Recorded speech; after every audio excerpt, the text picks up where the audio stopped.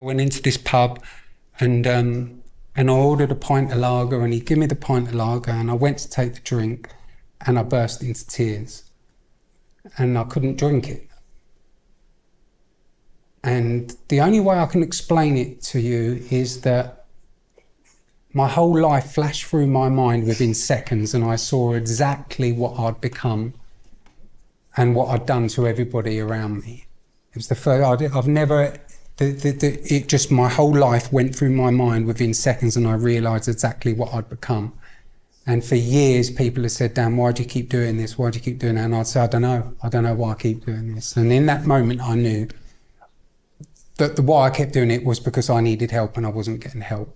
And I made a phone call to my mum, and, you know, I'd trashed her for years and years and years for money. I mean, some of this stuff's funny, but some of it's really not. You know, I'd demanded money from my mum, wouldn't leave her house until she gave it to me, and she wouldn't give it to me, and I smashed up her kitchen and all that kind of stuff because she wouldn't give me money because I needed it for alcohol and drugs.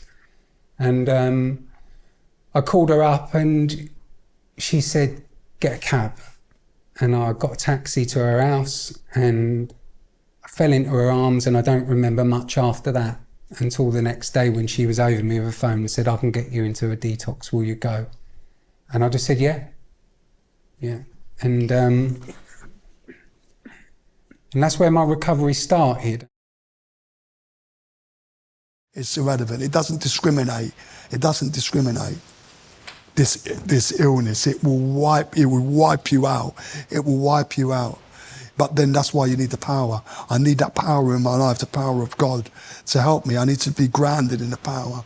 I need to be grounded in that power because it helps me on a day-to-day. I need to get out myself. Within myself, I'm nothing, you know, but when I'm in the power of God, I'm everything, because I need that in my life.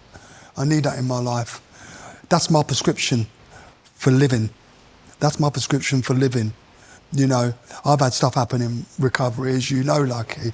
You know, I had lung surgery. I got diagnosed with stage 4 COPD 10 years ago, and I had half my lung removed last year, and then I have to have another half basically removed next week. And you know, I used to run a big organisation of football projects. I had about 200 people in my project. I had about 5 kids teams. I had done a celebrity charity game. You come to that, didn't you?